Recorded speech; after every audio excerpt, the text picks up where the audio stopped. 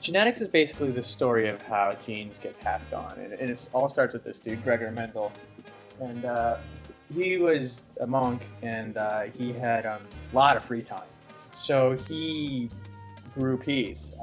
He was very passionate about it. He grew thousands and thousands and thousands of these things, and he noticed that when you mated certain types of peas, like yellow ones and green ones together, you got ratios in the children. So specifically in the yellow-green one, you find out that you got about 75% yellow ones and 25% green ones. Um, and so he was really, like I said, he's attributed with being the father of genetics, the father of the idea that you can have these small traits that have something called a gene that cause them. Now, further on came the central dogma, which kind of helped to propagate this idea, which was, first of all, that you make DNA from RNA, or sorry, other way around, RNA from DNA, and then from that you make a protein, and then that protein would somehow show the trait. Like a really, really simple example is like a flower. If you have a purple protein in the DNA, or a gene for a purple protein, that gets made into a recipe for a purple protein, and then you have a ribosome actually make the purple protein. And guess what? The flower looks purple.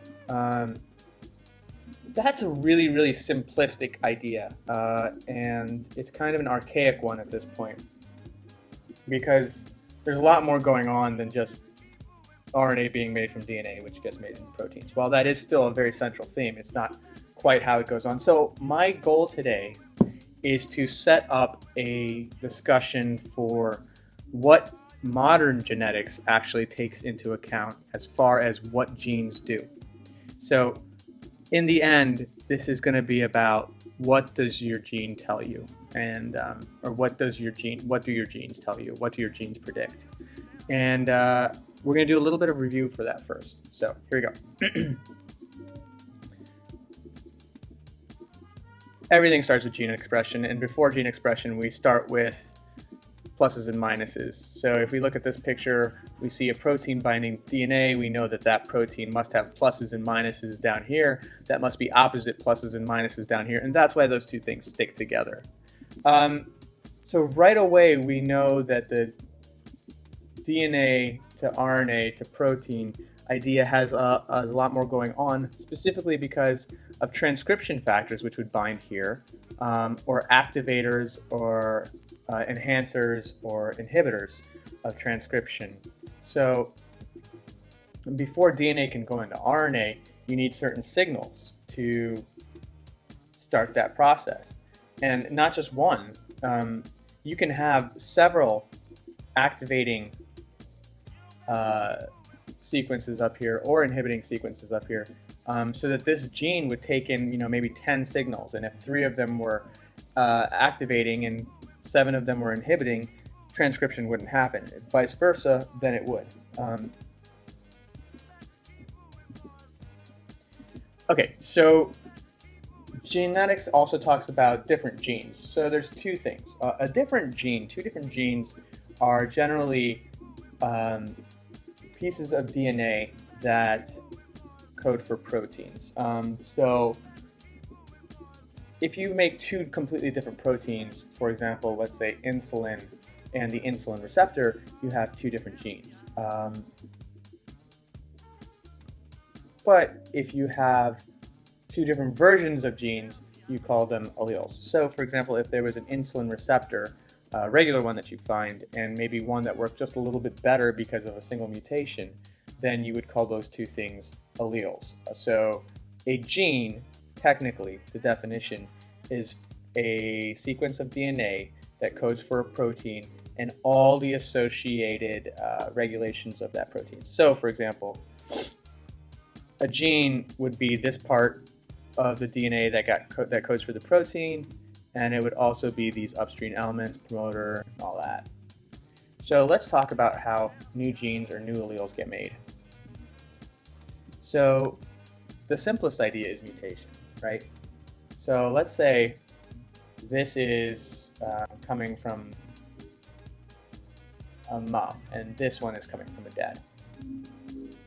And let's say this is the insulin receptor. So this insulin receptor and this insulin receptor are very similar, except this one has one mutation. Now, that mutation can cause a lot of effects. It can change the function slightly, it can knock the function out of the insulin receptor, it can actually cause it to make it work better, or it can make it do something completely different depending on what that mutation does to the structure. So these two things, if they both are functioning as insulin receptors, or if they both look like insulin receptors, then these two things would be alleles, because they're both insulin receptor genes, and they're just slightly different.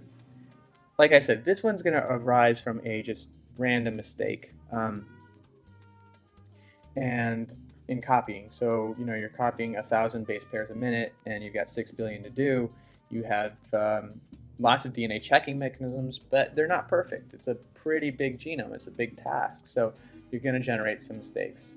And even if you have one mistake in a, 1,000, or even let's say one mistake in 1,000,000, which is probably closer to the accurate number, then in a clone of yourself, you would have 1,000 differences in your DNA. Pretty crazy. Whoa, go backwards. There we go. All right. So there's other ways to develop mutations. If you watch this video, they'll talk about a lot of them. It's a little heavy on the anti-creationist viewpoint, so just don't keep an open mind. I don't know what your religious affiliations are, but don't become an atheist because of that video or anything, please. So this is going to be a little bit difficult to understand. The basic mechanism is that you have crossing over between two chromosomes that you're not supposed to have crossing over in. So like this is not chromosome 1 from mom, and this is not chromosome 1 from dad.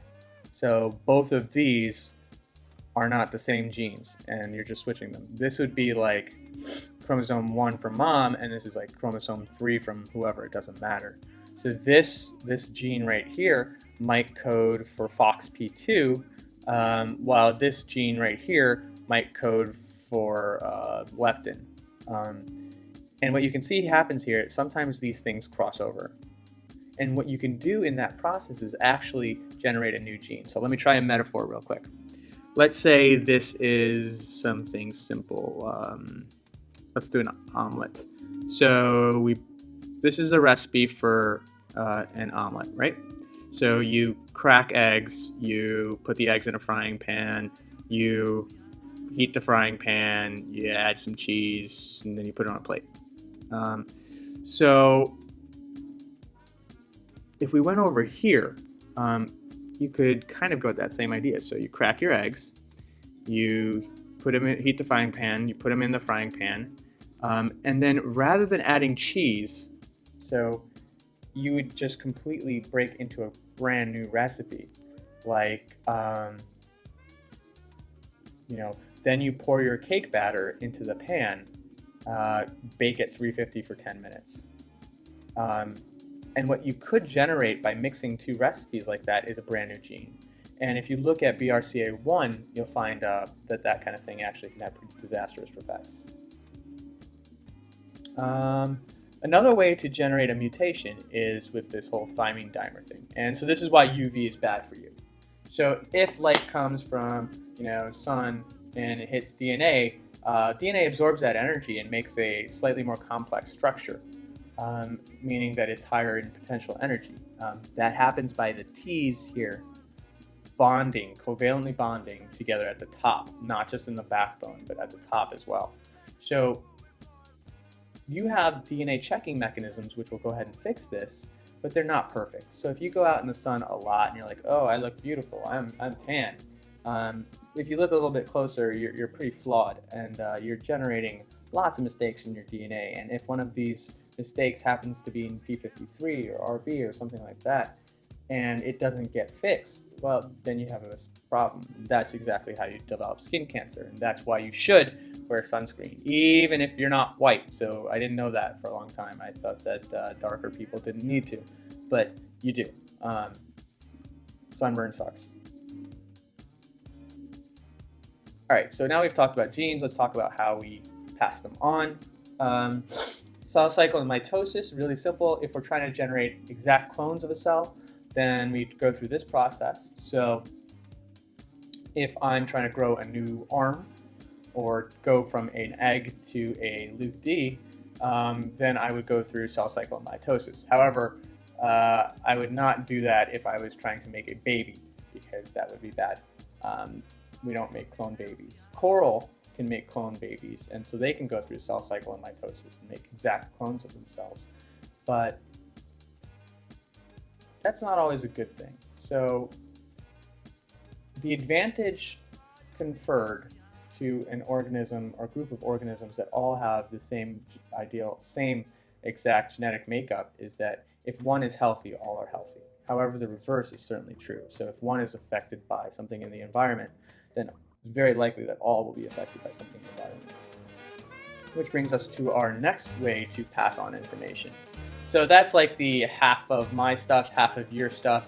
Let's mix it together, see if we get something good, and if we do, hopefully it will make lots of babies and its genes will pass on too.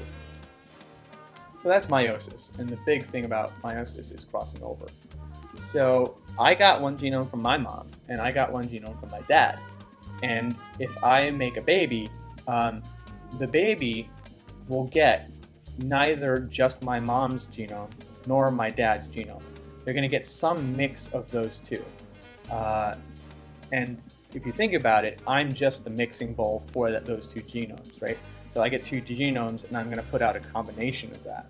And in doing so, I generate something that is genetically unique for me. Now, what advantage is conferred to an organism or a group of organisms that have genetic differences? Well, it's kind of the opposite of the clone idea, right? So if there's a lot of different things in the environment, some of the organisms are going to be adapted well, some of them are not. But if you have one type of disease come in, the chances it's going to wipe out everything are much lower. So that's cell cycle and meiosis. And that should bring us to the idea of genetics. So we know how we get genes, we know what alleles are, and we know how to pass them on. One thing, on the honors project last year, we looked at DNA sequences, and when we looked at those DNA sequences, we saw that some of them were different. And the way that happens is when I pass on, let's say I'm passing on clones, or when I'm making clones, let's say I'm coral. So if I have a gene, and it's, let's say, for a DNA polymerase in coral, and I make a mistake in copying my DNA when I pass it on to my babies, that's how you generate one difference in the DNA polymerase gene.